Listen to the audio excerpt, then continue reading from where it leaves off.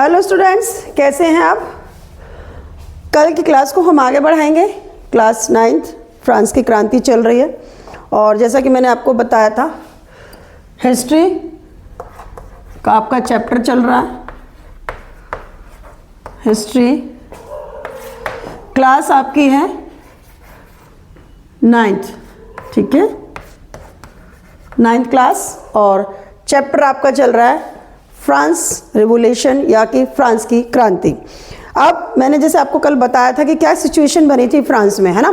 चारों तरफ से बहुत मारधाड़ थी, आतंक का माहौल था और जो पब्लिक थी वो राजा के विरुद्ध थी, राजा पब्लिक के विरुद्ध था, जैसा कि मैंने आपको बताया। और वहाँ पे किस तरीके से जो समाज था वो डिवाइडेड था। अब इसके बाद मैं आपको बताना चाहती हूँ कि आखिर फ्रांस में ये सब चीज़ें, इसकी नौबत क्यों आई। इसमें सबसे पहले एक आप अपनी बुक्स में देखेंगे तो पॉइंट्स में चीज़ें मिलेंगी, है ना। पार्ट 2, पार्ट 1, 1.2, 1.3, 1.4 आप देख लेना। तो इसमें एक इसके बाद आता है कि फ्रांस में जो स्थिति थी वो कैसे खराब थी। वहाँ आ रहा था जीवन का संकट। जीवन का संकट। अब जीवन का संकट कब बनेगा आप बताइए, या सोचिए कि मतलब जिंदगी जी नहीं पा रहा आदमी। रीज़न क्या था कि खाने की चीज़ें मैंने आपको बताई थी, पाव रोटी जिसकी की कीमत इतनी ज़्यादा बढ़ चुकी थी कि लोग उसको नहीं ले रहे थे। जीवन जीने का संकट का मतलब होता है कि हमारी बेसिक चीज़ यानी हमारा पेट भरने की चीज़ इतनी महंगी हो जाए, इतनी मिलनी मुश्किल हो जाए, या हमारे जीवन जीने के संसाधन इतने खतरे में पड़ जाए कि मनुष्य का जीवन ही संकट में आ जाए। तो उसको कहते हैं हम जीवन जीने का संकट। जीवन पर संकट था जिसके लिए ये जीवन को जीने के लिए संघर्ष कर रहे थे और सिचुएशन अजीब सी बनती जा रही थी। अब मैं आपको बताना चाह रही हूँ कि ये संकट क्यों आया। रीज़न संकट इसलिए आया कि 1715 में, देखिए 1715 में फ्रांस की जो पॉपुलेशन थी, जो जनसंख्या थी वो की थी 2.3 करोड़, ठीक है, 2.3 करोड़। और फिर 1789 में ये बढ़कर कितनी हो गई थी, 2.8 करोड़, है ना। पॉपुलेशन बढ़ी लेकिन संसाधन वहीं के वहीं रहे, डिमांड के हिसाब से सप्लाई नहीं बढ़ी। पॉपुलेशन के बढ़ने की वजह से जब जनसंख्या बढ़ती है तो संसाधन बड़े होने चाहिए लेकिन संसाधन वहीं रहे। इस वजह से इस पाव रोटी पर या पेट भरने की जो प्रॉब्लम्स थी या जो बेसिक नीड्स थी वो पूरी नहीं हो पा रही थी। अब क्या था,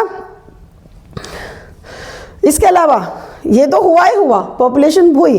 जो मजदूर वर्ग था, जो कारीगर वर्ग था, जो काम करता था, उसकी जो मजदूरी थी वो मजदूर जो मालिक होता था जिसके यहाँ वो काम करते थे वो उसकी मजदूरी तय करता था। लेकिन प्रॉब्लम क्या थी कि ये तो बढ़ा और महंगाई भी बढ़ गई, लेकिन इन मजदूरों की मजदूरी नहीं बढ़ी। अब मजदूरी नहीं बढ़ी, जब हमें पैसा नहीं मिलेगा, जब महंगाई बढ़ेगी। आज भी हम कहते हैं कि अरे महंगाई बढ़ गई, हमारी सैलरी बढ़ाओ, पैसे की वैल्यू बढ़ जाती है, सब कुछ हो जाता है। लेकिन यहाँ क्या था, वहाँ ये तो बढ़ा लेकिन जो मेहनताना था, जो वेतन था, जो लोगों को पैसा मिलना था वो वहीं का वहीं रहा, वो उनको नहीं मिला। तो लोग बहुत ज़्यादा परेशान हो गए, कारीगर बहुत ज़्यादा परेशान हो गए और वो रुष्ट हो गए थे इन लोगों के लिए। इससे क्या हो गया, अमीर और गरीब की खाई चौड़ी होती चली गई। अमीर और गरीब, ये अमीर हो गए, ये अमीर होते ही चले गए, है ना। ये अमीर हो गए और ये गरीब होता चला गया, है ना। तो ये इतना डिफरेंस दोनों के बीच में आ गया। अब इन दोनों के बीच जो भी क्लास आई वही इस समय में एक नए मध्य वर्ग के रूप में उभर के आई। और इसके अलावा एक चीज़ और हो गई थी यहाँ पे, ये तो हुआ ही जीवन जीने के संकट के साथ में एक और हुआ कि ओले पड़े और बर्फबारी हुई जिसकी वजह से इनकी जो फसल थी वो ख़राब हो गई। फसल ख़त्म हो चुकी थी, है ना। वर्षा ज़्यादा हुई, बर्फ़ पड़ी और इनकी जो फसल थी, उपज थी, वो ख़राब हो गई। अब फसल ख़राब हो गई तो इनकी स्थिति और ख़राब हो गई, महंगाई बढ़ी और चीज़ें इनको नहीं मिल रही थी और ये पब्लिक थी, जो जनता थी वो परेशान थी। रोज़ी रोटी का संकट पैदा हो चुका था। इसके साथ ही इसके बाद में जो सिचुएशन बनी थी वो क्या हुआ, अब जो मैंने आपको बताया कि अमीर बन गए और ये गरीब होते चले गए। अब इनके बीच में एक नया वर्ग आया जिसे कि नया मध्य वर्ग सामने उभर के आया। ठीक है, ये मध्य वर्ग सामने उभर के आया। ये मध्य वर्ग क्या था मैं आपको बताऊं कि ये जो गरीब थे, जो बेरोजगार थे, रोजगार कारीगर जो थे, इनके पास ना तो संसाधन थे, ना बेचारों के पास एजुकेशन थी, जो कि ये विरोध तो कर रहे थे राजा का, लेकिन उस विरोध को ये पूरी तरीके से नहीं कर पा रहे थे। तो इस विरोध को पूरा करने के लिए ये नया मध्यम वर्ग आया। ये नया मध्यम वर्ग की क्या विशेषताएं थी? ये एजुकेटेड था, शिक्षित था, है ना। इसमें नए नए एडमिनिस्ट्रेटिव थे, इसमें एडवोकेट थे, इसमें वकील थे, और ये एजुकेटेड वर्ग था। और इस नए मध्यम वर्ग ने अब इस विरोध की कमान को संभालना शुरू किया और अपनी मांगे आगे रखनी हुई। अब ये जो मध्यम वर्ग था, ये भी कहाँ से निकला? ये फर्स्ट और सेकंड एस्टेट से नहीं निकला। मैंने आपको कल इकाइयाँ बताई थी समाज की, ये तीसरे एस्टेट से निकला था। मैंने आपको बताया था कि जो तीसरा एस्टेट है वो भी क्या था? दो भागों में बटा हुआ था। इसमें भी अमीर थे और गरीब थे, ठीक है। तो ये जो अमीर वर्ग था, ये समृद्ध भी था, इसके पास पैसा भी था, इसके पास पावर भी थी और एजुकेशन थी। अब इन लोगों ने सम्राट के विरुद्ध विद्रोह शुरू किया और जो भी प्रशासनिक व्यवस्था फ्रांस में उस समय चल रही थी, उसके विरुद्ध ये वर्ग खड़ा हो गया। इसके साथ ही ये जो वर्ग था, इसने क्या किया? ये व्यापारी वर्ग था, समुद्रों में व्यापार करता था, ऊनी और रेशमी वस्त्रों को मतलब उनको बेचता था, और उन्हें क्या करते थे, जो इनसे भी अमीर लोग थे वो खरीद लेते थे, और या फिर ये विदेशों में उसको बेच देते थे, जिससे कि इनके पास अच्छा खासा पैसा था। मतलब ये खूब अच्छे लोग थे, पैसे के बलबूते पे। तो इन्होंने इसका विरोध किया, विद्रोह करना शुरू कर दिया। अब क्या हुआ? इसके बाद समाज में इस वर्ग की कुछ डिमांड थी, जो कि वो क्या करना चाह रहे थे। नए मध्यम वर्ग ने जो फ्रांस में चेंजेस लाने की बात की थी, या इस विद्रोह के पीछे जो मेन चीज़ें थी वो क्या क्या था, वो मैं आपको बताती हूँ, और वो बहुत मेन चीज़ है। अब बदलाव का समय था और ये वर्ग भी बदलाव चाह रहा था। ये क्या क्या बदलाव चाह रहा था? सबसे पहले इसके अनुसार ये जो समाज में क्या चाह रहा था कि जन्म अधिकार खत्म हो जाए। जन्म से जो अधिकार मिले हुए थे, किसको मिले हुए थे? ये जन्म से अधिकार की समाप्ति, अधिकार की समाप्ति। ये अधिकार मिले हुए थे पादरी वर्ग को, और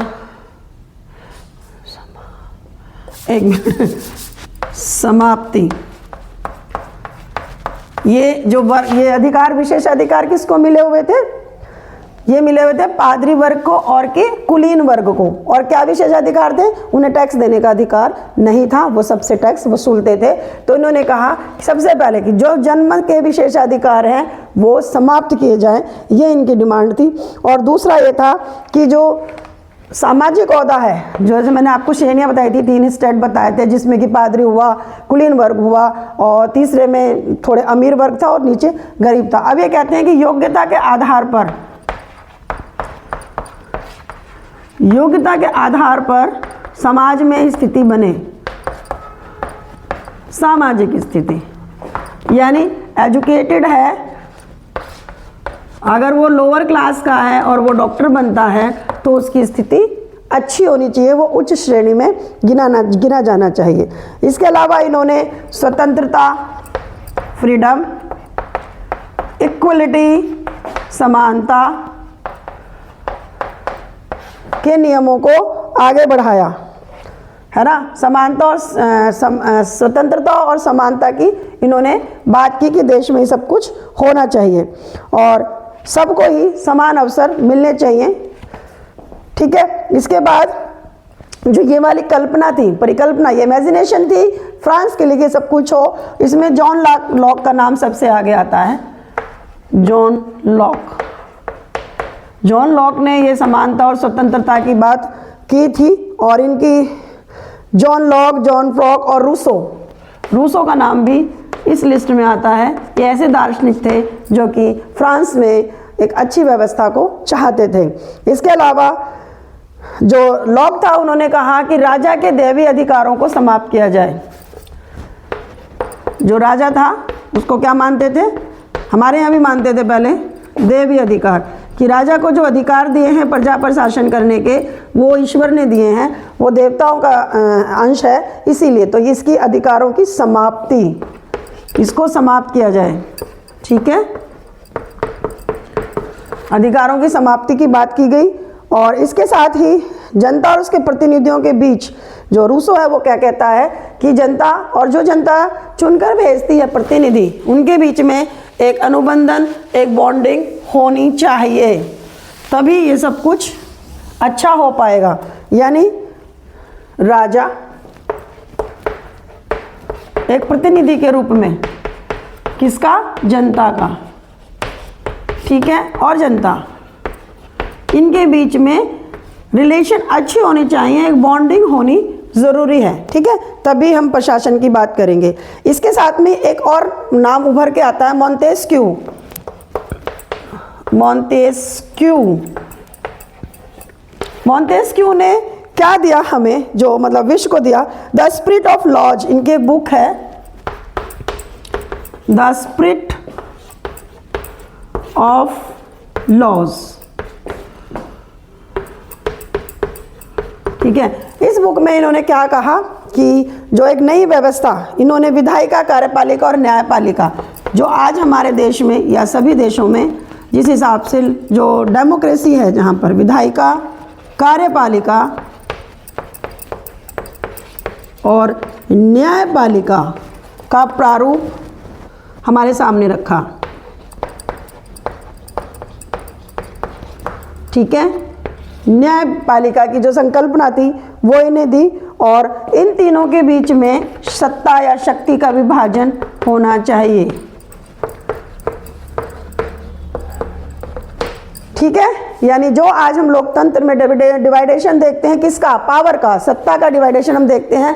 विधायिका जो कानून बनाती है, कार्यपालिका जो लागू कराती है, और न्यायपालिका जो कि इन सब के मसलों को सुलझाती है, ठीक है। तो इन तीनों में ही डिवाइडेशन होता है किसी भी देश में पावर का। तो इसी तरह की जो बात थी मॉन्तेस्क्यू ने की थी the spirit of laws book में, और वो ये लोग ये चाहते थे कि अब चेंजेस आए और जो फ्रांस है वो बदले। एक चीज़ और, ये तीनों चीज़ें सबसे पहले किसने अपनाई थी, अमेरिका के उन 13 उपनिवेशों ने, जिनको फ्रांस ने ब्रिटेन से आज़ादी दिलवाई थी। मैंने आपको बताया था पिछले वाली क्लास में कि 13 उपनिवेशों को आज़ादी दिलवाने की वजह से जो फ्रांस था वो कर्जे में आ गया था। अब उन 13 उपनिवेशों का एक समूह बना, एक वो बना, और अमेरिका में सबसे पहले लोकतांत्रिक व्यवस्था बनी, और उन्होंने विधायिका, कार्यपालिका और न्यायपालिका के आधार पर अपनी व्यवस्था को सुदृढ़ किया और उसको बनाया। इसके साथ ही ये जो अमेरिका का जो संविधान है वो बाद में सभी के लिए एक प्रेरणा स्रोत बना, सभी के लिए एक मोटिवेशनल चीज़ बनी कि हाँ हम इनको ये करेंगे। अब एक चीज़ और मैं आपको बता दूं, जो गर्मा गर्मी थी, ये चीज़ें मैंने आपको बता दी, बस मैं थोड़ा सा फास्ट ही लेके चलूँगी, आपको समझ में आ गया होगा। अब ये सारे जो विचार थे, ये विचारे घूम रहे थे फ्रांस में चारों तरफ। अब इन विचारों का प्रचार प्रसार होना शुरू हो गया, है ना। क्या विचार थे, समानता, स्वतंत्रता, बंधुता, सबको समान अवसर मिले। अब ये जगह जगह इनकी जो मतलब उनको फैलाया जा रहा था और लोगों के बीच में लाया जा रहा था। कहाँ, संगोष्ठियों में, सेमिनार्स में, क्लब में, जहाँ लोग अपना टाइम स्पेंड करते थे, वहाँ इन पर चर्चाएं होनी शुरू कर दी। अखबारों में, बुक्स में, और अखबारों और बुक्स को मतलब पब्लिक प्लेस में बहुत तेज पढ़ा जाता था, बहुत तेज आवाज़ में। क्यों पढ़ा जाता था, जिससे कि जो लोग अशिक्षित है ना, जो अनपढ़ हैं, उन तक भी इन विचारों को पहुंचाया जा सके और उन लोगों को लोग जान सकें कि उनके देश में क्या हो रहा है और जो देश के लोग हैं, जो विद्रोह हो रहा है वो क्यों हो रहा है और वो क्या चाहते हैं। तो इस वजह से चारों तरफ इन विचारों का प्रचार प्रसार होना शुरू हो गया। अब जो क्रांति की शुरुआत थी वो कैसे हुई, क्रांति की शुरुआत किस तरह से हुई, ये मैं आपको नेक्स्ट एपिसोड में बताऊंगी कि किस तरीके से फ्रांस में क्रांति की शुरुआत हुई।